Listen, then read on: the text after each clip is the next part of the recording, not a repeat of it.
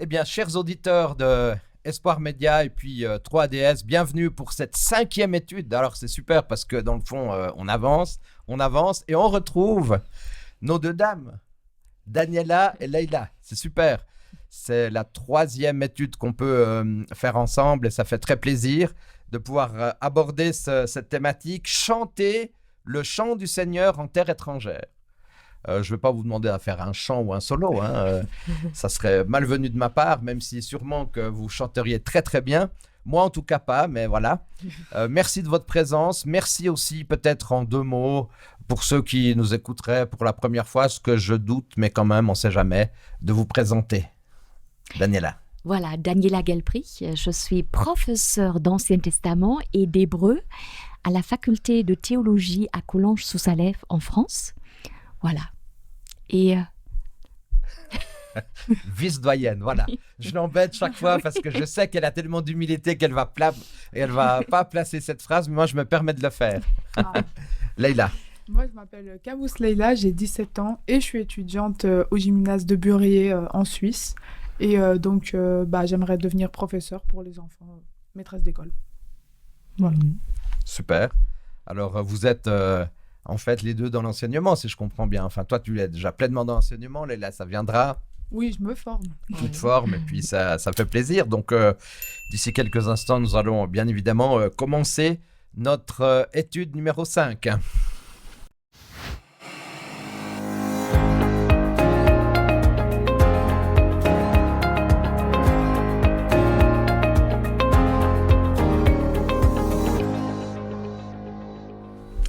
Alors, Daniela, dans le cas où tu passerais une mauvaise journée, les ennuis se succèdent, qu'est-ce qui t'aide à te changer les idées ou à te sentir mieux ? Pour moi, ça serait inspirer, expirer, voilà. D'accord. La Une bonne respiration. Une bonne respiration. Aussi, aller dans la nature. Ça me calme. Aller dans la nature. Et réfléchir. Le silence aussi, le silence. Être seul, j'aime bien être seul en fait. Oui. Ça me permet de me retrouver. On a besoin de ces temps où on n'est pas tout le temps dans l'agitation, dans les liens. Voilà, c'est important de pouvoir le vivre. Et toi, Leïla ? Moi, personnellement, quand j'ai des moments difficiles, ce que je fais, déjà, je m'assieds un moment. Après, ce que je fais, je réfléchis aussi. Et après, je vais dehors et je marche. J'aime beaucoup marcher aussi, ça m'aide à réfléchir. Et j'écoute de la musique aussi. Vous avez parlé du calme, du recueillement, du silence. Alors, c'est très propice pour commencer notre étude par une prière. Oui. Seigneur Dieu, merci parce que tu nous invites encore à étudier ta parole, à étudier le livre des psaumes tout au long de ce trimestre. Nous voulons nous laisser guider et transformer par ce livre. Nous voulons aussi apprendre à être dans le silence. Nous voulons aussi apprendre encore davantage à te faire confiance, toi qui es le Dieu créateur de toutes choses. Nous voulons être reconnaissants parce que tu le dis dans ton livre, que qu'est-ce que nous sommes pour que tu te souviennes de nous et tu as ce tel amour pour nous que tu vas nous prendre en considération. Nous voulons te remercier pour cela. Au nom de Jésus. Amen. Amen. C'est vrai, Daniela, que plus d'un quart des psaumes sont des psaumes de lamentation ? Ah oui, il y a de la lamentation dans les psaumes. L'être humain ouvre son cœur et ça fait partie de la vie aussi, de dire ce qui ne va pas. Mais alors, si on faisait un pourcentage, est-ce qu'il y a plus de lamentation que de joie ? C'est difficile, je pense qu'on ne peut pas quantifier tout cela. On peut la pas vie quantifier. Est trop complexe. Nous, on est trop cartésiens. Oui, n'est-ce pas ? Oui, je trouve aussi.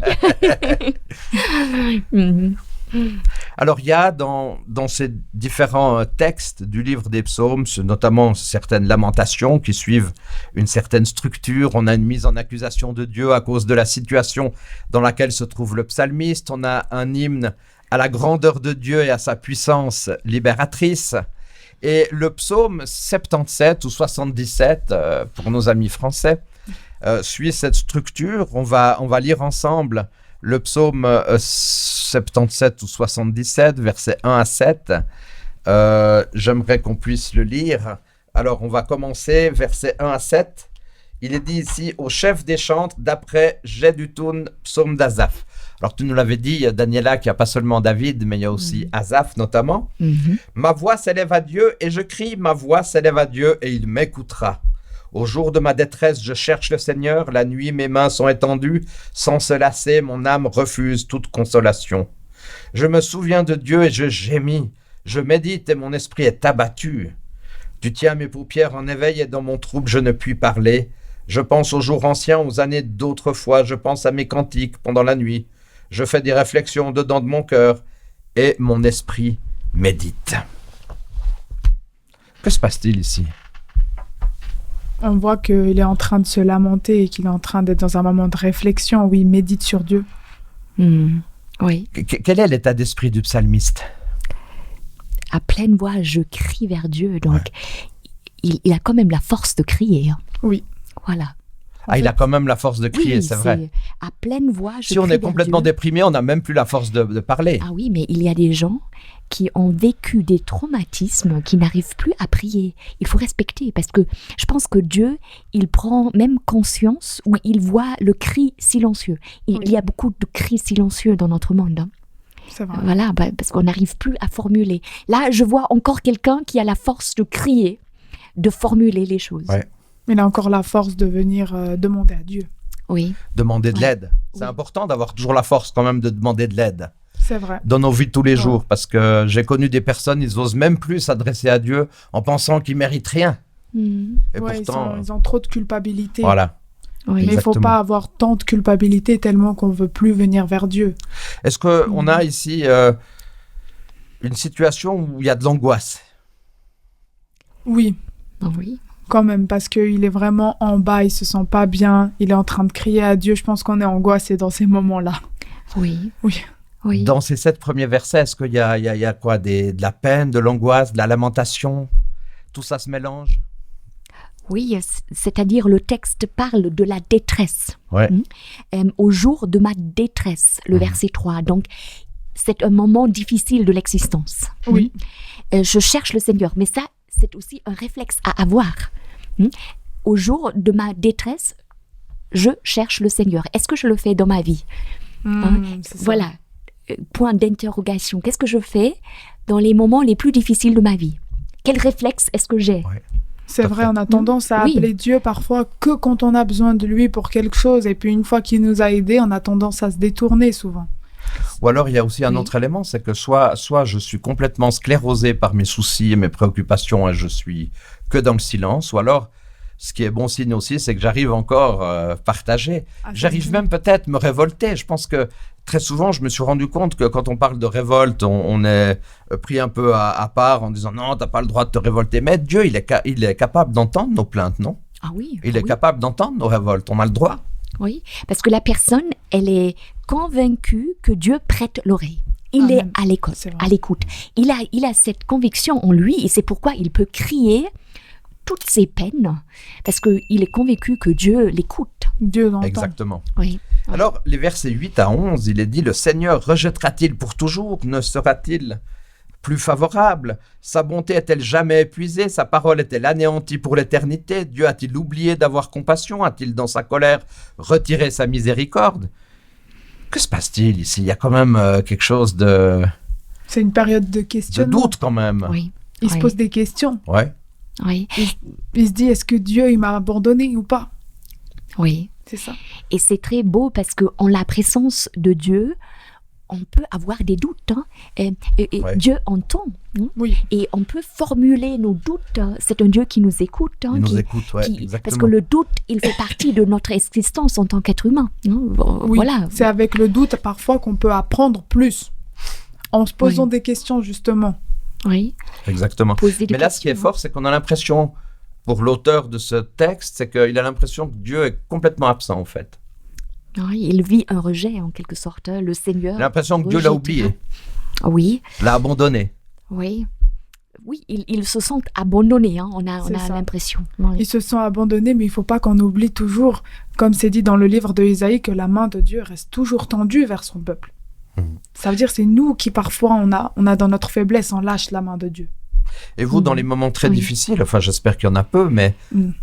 quels sont nos sentiments? Est-ce qu'on va tout de suite vers Dieu? Est-ce qu'on doit laisser un temps d'arrêt? Comment ça se passe dans nos cœurs? Parfois, personnellement, quand ça va pas bien, je suis un peu triste sur le moment, mais après, je me dis, allez, relève-toi avec le Seigneur. Mais parfois, c'est pas automatique, c'est vrai. On fait pas ça directement. Et on devrait plutôt faire ça que de se lamenter. Oui. Et toi, Daniela, Oui, la vie est tellement professeur complexe. d'Ancien Testament à Collonges, tu as le droit aussi d'avoir tes soucis, hein, Bien sûr, comme tout le monde. on est tous des êtres humains, Oui. c'est clair. On a nos faiblesses, nos failles, nos doutes, nos questionnements. Peut-être aussi des moments de silence où Dieu semble absent. Et j'essaye, je ne veux pas dire que je réussis tout le temps, pas du tout. Je suis un être humain, comme tout le monde. Mais quelquefois, par exemple, dans les mondes virtuels qu'on connaît aujourd'hui, avec les lunettes qu'on porte, on est dans une autre réalité. Et on peut avoir l'impression qu'on est réellement dans cette réalité. On peut peut-être reculer quand il y a un danger, etc., dans ce monde virtuel dans lequel on se trouve. Mais ce n'est pas la réalité. Et je me dis, même si j'ai l'impression que je me trouve dans ce monde virtuel, même si je pense que c'est la réalité, c'est pas la réalité. On peut être dans une salle de séjour avec ses lunettes monde virtuel et avoir peur, bien qu'il n'y ait rien autour de nous. C'est la salle de séjour à la maison. Vous voyez? Et je me dis toujours, il y a toujours une main aimante qui nous porte. Mais c'est une théorie, là. Dans la pratique, quelquefois, c'est beaucoup plus compliqué. Alors, j'aimerais poursuivre. Donc, c'est Psaume 77, 77, versets 12 à 16. « Je rappellerai les œuvres de l'Éternel, car je me souviens de tes merveilles d'autrefois. » Alors, c'est intéressant, ça change. Hein. Le registre, il est en train de changer, là. « Je parlerai de toutes tes œuvres, je raconterai tes hauts faits. Ô Dieu, tes voies sont saintes. Quel Dieu est grand comme Dieu. Tu es le Dieu qui fait des prodiges. Tu as manifesté parmi les peuples ta puissance. Par ton bras, tu as délivré ton peuple, les fils de Jacob et de Joseph. » Mais alors, là, j'ai un peu de peine à comprendre. C'est que dans un premier temps, on a l'impression que l'auteur pense que Dieu est totalement absent, puis tout d'un coup, là, il est pleinement présent. Parce que Qu'est-ce qui fait ce changement-là? dans la vie, ça, c'est comment on peut prier. On peut dire, Seigneur, j'ai l'impression que ces temps-ci, tu m'as abandonné, je sais pas qu'est-ce qui se passe, mais je sais que c'est toi qui vas venir. Et c'est ça l'acte de foi. C'est quand même on est dans une situation où on a l'impression qu'on est seul, on sait faire confiance à Dieu. Et c'est ça la foi. C'est faire confiance à Dieu même si la situation, elle nous est pas favorable à nous. Est-ce que si on est dans une situation où quelqu'un, il veut être contre nous, est-ce qu'on arrive à rester avec Dieu dans notre cœur? Il ne faut pas succomber en fait à la tentation. Par exemple, quand Jésus il était dans le désert, on se rappelle bien, Satan il l'a tenté et lui, il a toujours dit, il est écrit. Il est écrit. Alors, juste un détail, Daniela, il n'y a pas de transition là, j'ai l'impression. On passe d'une phase où il n'y a rien qui va bien, et puis Dieu, il est totalement absent, jusqu'à une phase où Dieu, il est pleinement présent dans ma vie. Il me semble qu'il n'y a pas de transition ici. Oui, mais ça montre aussi la complexité de la vie. Quelquefois, dans la littérature hébraïque, on a les extrêmes pour parler de la complexité de la vie. La vie, c'est ambivalent. Et là aussi, en fait, après les questionnements qu'il a, et il se rappelle aussi le passé. Oui. Donc, il fait quelque chose.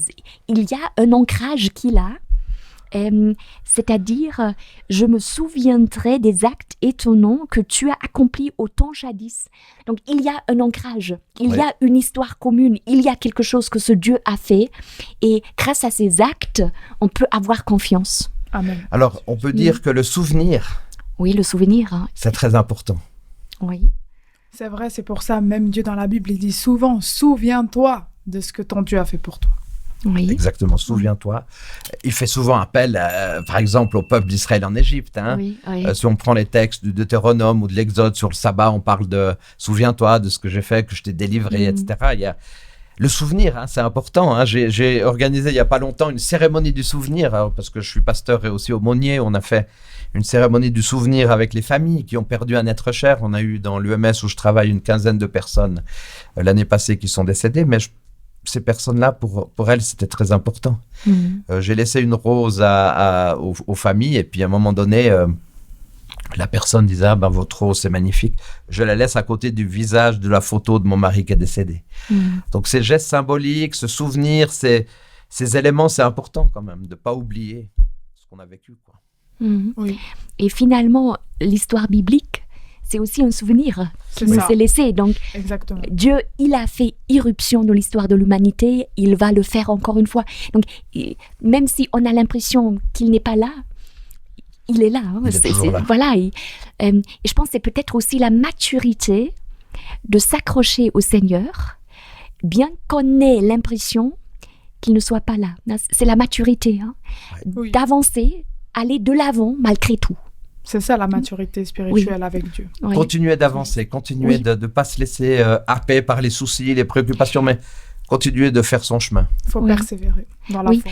Bien que les soucis soient réels, on a tous des soucis, ça fait partie de la vie. On ne peut pas les négliger. Exactement, il faut être honnête aussi. Et voilà, il y a des choses qui clochent dans ce monde. Il ne faut pas dire à quelqu'un, par exemple, de toute façon, tu es en relation avec Dieu, tu n'auras pas de problème, ça ira, etc. Il faut faire attention aussi dans le message qu'on peut donner aux personnes.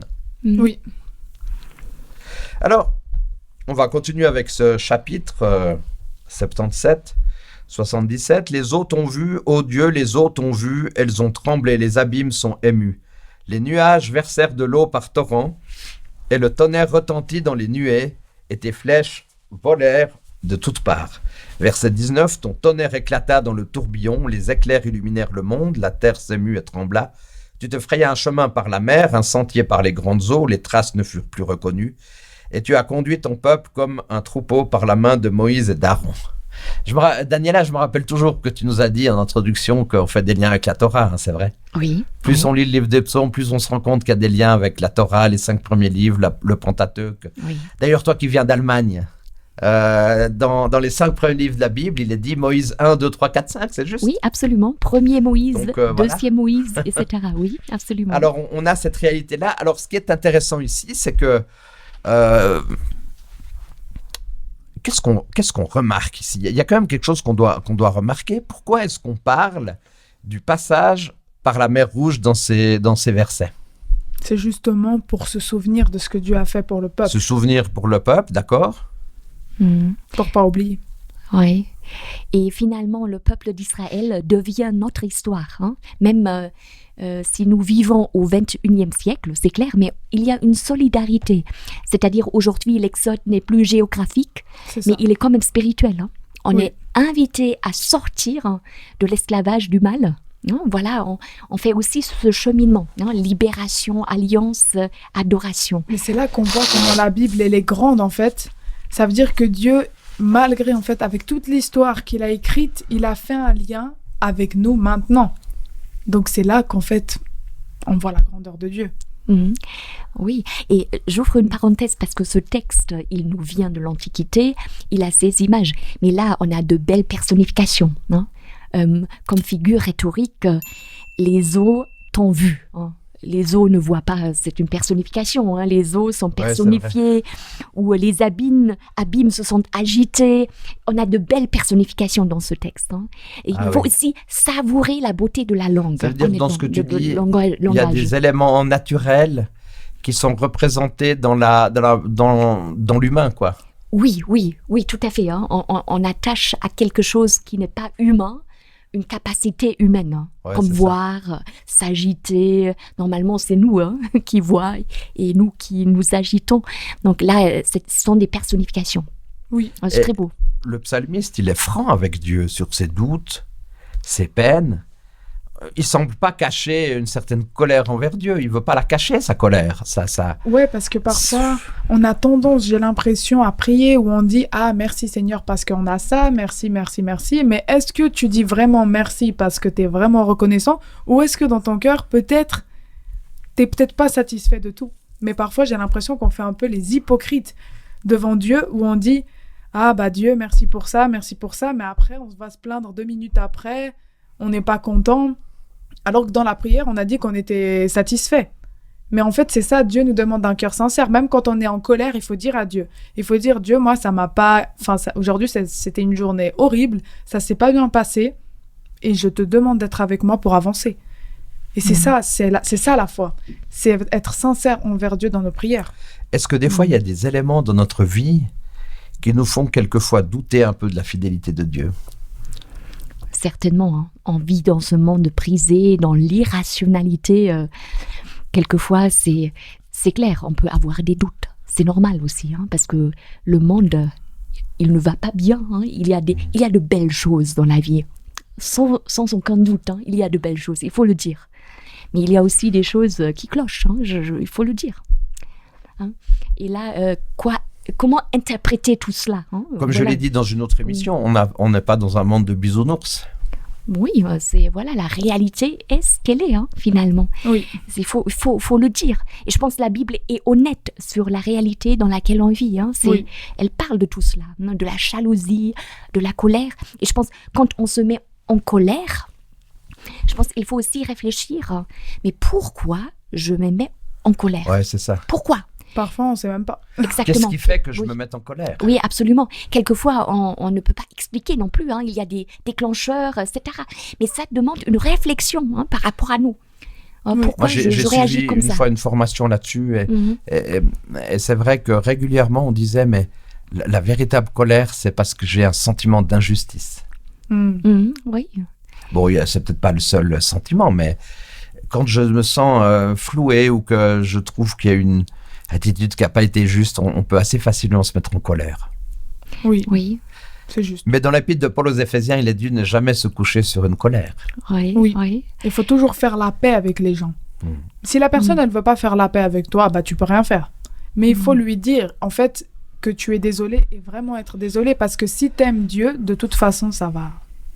Tu vas pardonner. Alors, il y a un autre point important du livre des psaumes, c'est reconnaître que les péchés du peuple ont corrompu la relation d'alliance avec Dieu et ont eu des conséquences. C'est juste ça, Daniela. Voilà, les péchés du peuple ont un peu corrompu cette alliance. Oui, mais ça reste complexe dans le texte de l'Ancien Testament parce que, par exemple, à l'époque d'Amos et d'Osée, l'alliance est rompue, mais gravement. Mais malgré cela, le peuple se porte bien. Il y a de la prospérité, etc. Donc, c'est une complexité. Mais normalement, c'est vrai. Dès que l'alliance est rompue, il y a des conséquences. Je parle toujours d'une mort sournoise. Il y a quelque chose qui se brise aussi en l'être humain. Il y a des conséquences. Nos actes ont des conséquences. Mais il y a aussi des gens sur cette terre qui font le mal et qui s'en sortent très très bien. Hein. Il faut le dire. Hein, c'est pas aussi cartésien comme ça. Tu parles de prospérité. Est-ce que le fait que les choses aillent bien, est-ce que le fait que les choses avancent, est-ce qu'il y a une prospérité, est-ce que ça, c'est vraiment la preuve d'une santé spirituelle? Pas forcément. Pas forcément, ça c'est clair. Hein. Ouais. Ça c'est clair. Ça parle... Parce que moi, je dois dire, j'ai un peu de peine avec la théologie de la prospérité, dans le sens où elle existe un peu à droite et à gauche, peut-être un peu plus aux États-Unis que chez nous, mais cette théologie de la prospérité en disant ne t'en fais pas, t'es en relation à Dieu, tu pries, t'as un lien avec Dieu, t'es fidèle à Dieu, tout ira bien dans ta vie. Oui, mais le livre d'Amos et d'Osée présente aussi une spiritualité épanouie, hein, mais une fausse spiritualité. Donc, c'est complexe. Hein. Qu'est-ce que ça veut dire, Daniela, quand tu dis fausse spiritualité? Oui, parce que dans le livre d'Amos et d'Osée, ils s'accrochent à Yahvé est leur Dieu, mais quand même, il y a des éléments syncrétiques, il y a l'idolâtrie, il y a la prostitution spirituelle, tout est mélangé.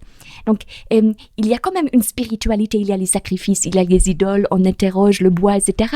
Donc, une quête spirituelle, elle est là, cette quête, mais c'est pas forcément c'est pas Yahvé qui est leur Dieu. Il y a d'autres dieux, il y a des idoles, il y a une idolâtrie. Donc, on voit aussi une prospérité spirituelle, mais c'est pas forcément ce que Yahvé propose à la famille humaine. C'est un peu... Tout à fait. Voilà, mais ça, c'est pas les psaumes. Est-ce qu'il y a des conséquences si vraiment on se retire de la relation à Dieu? Oui. Bah, vu qu'on n'est plus en relation... C'est quoi les vraies conséquences? Vu qu'on n'est plus dans la relation avec Dieu, ça veut dire qu'on ouvre les portes, en fait, aux autres choses négatives dans notre vie. Ça veut dire, si tu n'es pas en relation avec Dieu, tu ne vas pas réfléchir comment Dieu voudrait que tu agisses, mais tu vas réfléchir pour ton propre bien à toi. Par exemple, si quelqu'un, il va te voler quelque chose, tu ne vas pas dire « Ah, c'est pas grave s'il m'a volé ». On va s'énerver, on va aller dire « Non, mais ça ne va pas ou quoi, tu m'as volé », puis on va commencer à se battre. Alors que Dieu, justement, il dit que tu dois enlever ce moi. On doit enlever en fait ce moi. On doit enlever en fait cette fierté qu'on a pour suivre Jésus. Tu vois, toi, Daniela, aussi des conséquences si on se retire de la présence de Dieu, des conséquences concrètes dans nos vies? Je dirais oui. Comment je dirais c'est un peu l'anthropologie. Hein. Qu'est-ce que c'est l'être humain? Et j'ai l'impression, ou j'observe, que dès qu'on tourne le dos à Dieu, on va remplir ce vide qui est là. Je pense tout le monde, tout être humain est en quête de Dieu. Hein. Voilà, tout être humain est en quête de Dieu. C'est ce que j'ai dit. Excuse-moi, je t'interromps, mais après je te laisse continuer. Hein, mais j'ai dit l'autre jour parce que j'ai développé une vie spirituelle dans le domaine où je travaille, puis il y avait des personnes qui écoutaient et des personnes qui étaient totalement laïques. J'ai dit, mais vous savez, vous aussi, de toute façon, vous avez aussi une croyance. On peut aussi même avoir une croyance dans des choses qui ne sont pas les nôtres, mais on a toujours une croyance. Excuse-moi, je te laisse continuer, Daniela. Oui. Et je dirais, cette quête de Dieu, elle est réelle. Et si on ne cherche pas Dieu, ou si cette quête n'aboutit pas à Dieu, elle va aboutir ailleurs. Et on peut confondre cette quête avec peut-être cette quête de vouloir se marier, ou cette quête de vouloir devenir riche, ou cette quête de vouloir être reconnu. Donc, on va remplacer Dieu par autre chose. Ah oui. C'est ça. Et je pense chacun d'entre nous, sans exception, est dans cette quête. Parce qu'on ressent un vide quand on n'a pas Dieu. Bien les sûr. gens que je connais, ils me disent « Ah, mais moi, je ne sais pas ce qui me manque dans ma vie, mais je ressens comme un vide. » Et en fait, ils vont essayer de combler ce vide avec des choses matérielles, la plupart du temps. Et c'est pourquoi chacun d'entre nous est concerné par cette quête. Hein. Oui. La question se pose à tout être humain. Et même l'athéisme est une quête. Bien sûr. Hein, voilà.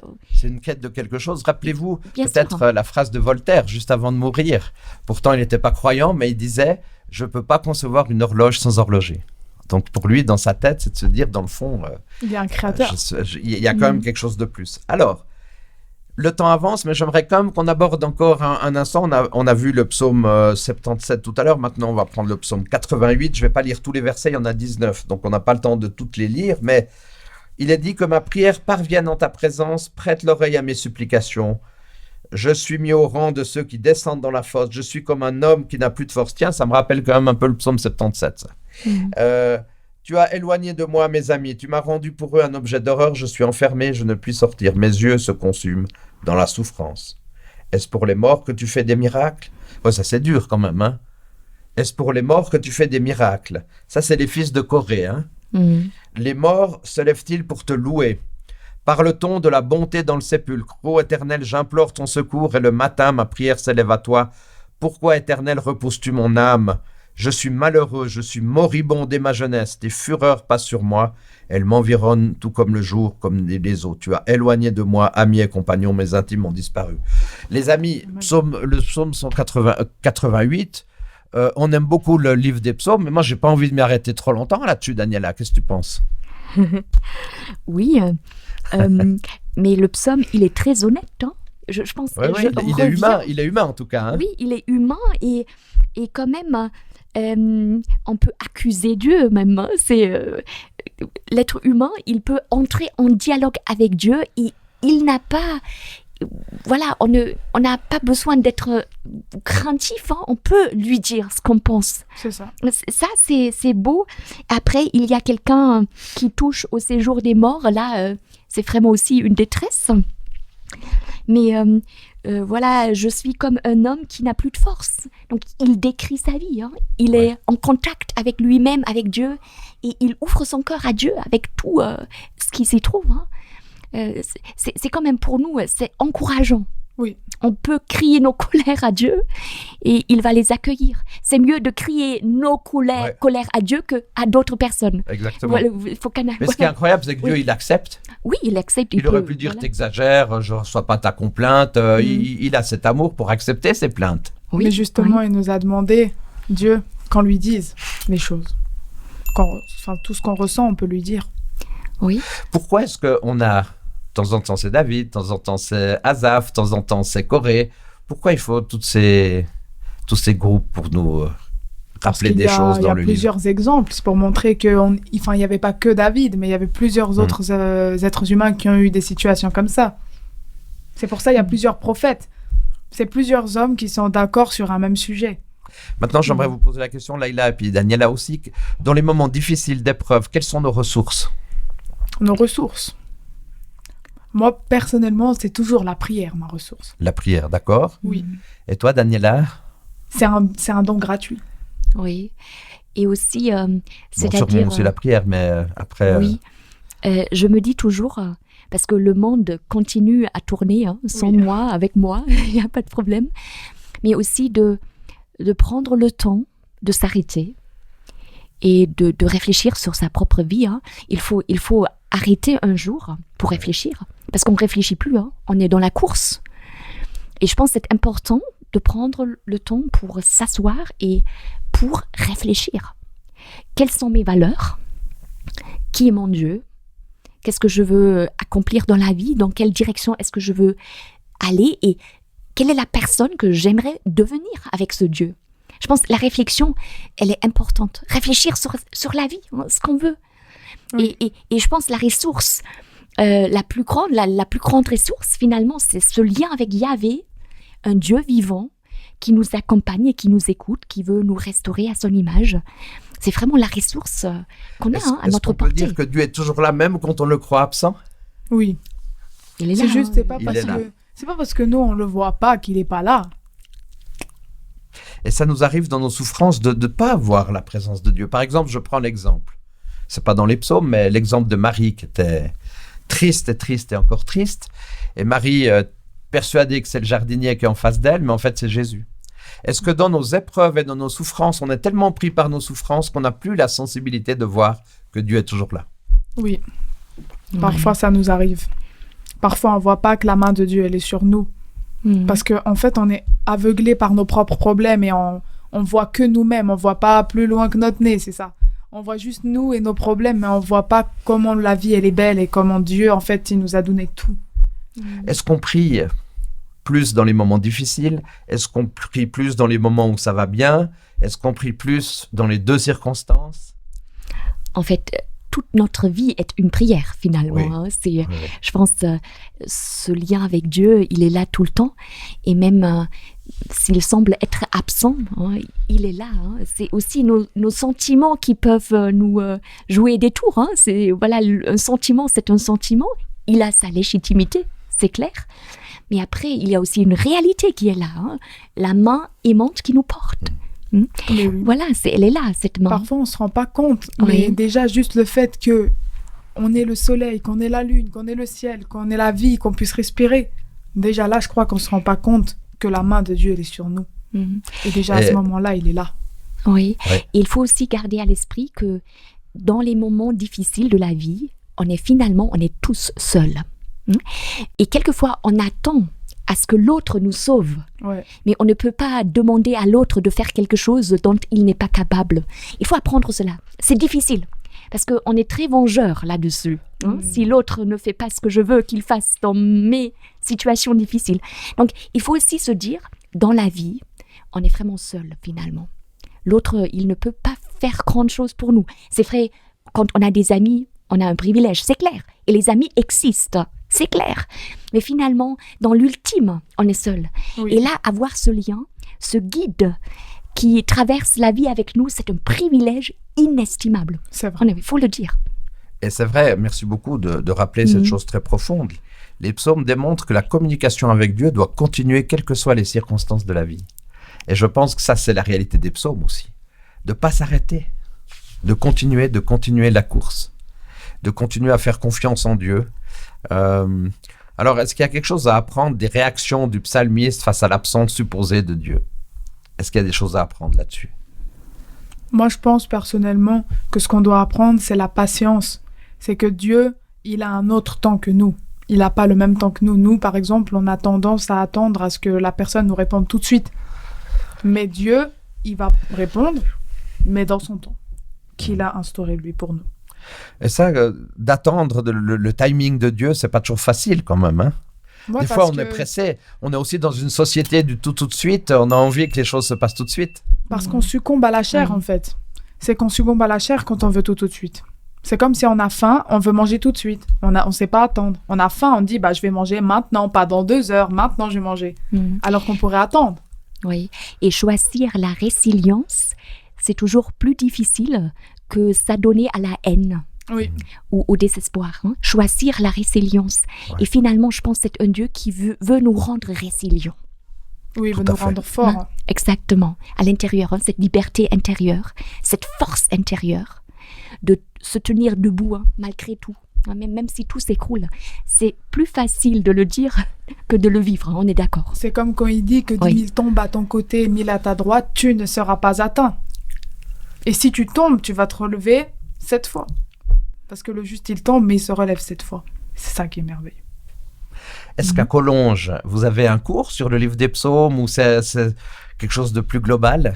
Oui, on a un cours sur les hagiographes, la littérature de sagesse qui inclut les psaumes, donc le 3e bloc du canon de la Bible hébraïque. D'accord. Les écrits. Oui, on a un cours là-dessus. Ça, c'est intéressant. Oui, oui. Alors voilà, on arrive gentiment à la fin de cette nouvelle étude. J'aimerais encore une fois vous remercier. Vous êtes venus à 3 reprises. C'est super. L'étude 1, 3 et 5. Et comme j'ai l'habitude de faire pour cette nouvelle semaine, nos auditeurs, écrivez. Hein. Qu'est-ce que ça vous touche, le livre des psaumes? Continuez à écrire. Continuez parce que nous, ça nous intéresse. On verra si mon appel aura fonctionné ou pas. Mais un mot alors, Daniela et Leïla, un mot sur cette étude de cette semaine que vous aimeriez garder pour cette nouvelle semaine? Pour moi, c'est la résilience. Hein. Le mot résilience. Oui, grandir dans la résilience. Ouais. Et pour moi, la révolte contre le mal, c'est d'être résilient. La résilience, en 2 mots, c'est rebondir? Oui, c'est rebondir et c'est choisir l'amour. D'accord, choisir l'amour. Choisir l'amour, choisir la maturité, choisir la persévérance, choisir un regard, voir l'autre, être un être humain aimant. Hein? Voilà, avec Dieu, bien sûr, dans tout cela. Il y a le mot résilience, et toi, Leïla, le mot c'est pour moi, ce serait l'honnêteté et la patience. L'honnêteté et la patience. Ça veut dire, quand on est avec Dieu, il faut être honnête avec lui, mais aussi savoir être patient dans les réponses qu'on attend. Et souvent, on attend, en fait, à ce que la réponse, elle soit en notre faveur. Mais justement, parfois, Dieu, il a un autre plan que nous, on aurait voulu. Et on doit savoir accepter ce que Dieu veut pour nous et non pas ce que nous-mêmes on veut. C'est pour ça Jésus, il dit que ta volonté soit faite, Père, sur la terre et dans le ciel. Donc c'est ça, on doit se rappeler aussi. Merci pour ces réalités. Merci encore une fois, chers auditeurs, de nous avoir suivis. La semaine prochaine, on arrive déjà bientôt, on va dire, bientôt, pas tout à fait encore, à la moitié de notre trimestre. Le temps passe très vite et on va terminer encore cette magnifique rencontre par la prière. Daniela, je peux te laisser prier? D'accord. Seigneur, merci pour qui tu es. Merci parce que tu es notre constante dans la vie. Merci de nous accompagner, de nous connaître, de nous relever. Merci parce que tu as toi-même vécu dans notre réalité. Tu as souffert et à la croix, tu as crié « Mon Dieu, pourquoi tu m'as abandonné ?» S'il y a une personne qui a vécu l'abandon de Dieu, c'est toi. Et grâce à toi, nous sommes accompagnés tous les moments de notre vie. Et je te remercie pour ta présence et ton amour, ta bienveillance à l'égard de tout être humain. Merci pour le Dieu que tu es. Amen. Amen. À bientôt, les amis, pour l'étude numéro 6 la semaine prochaine. Bye bye.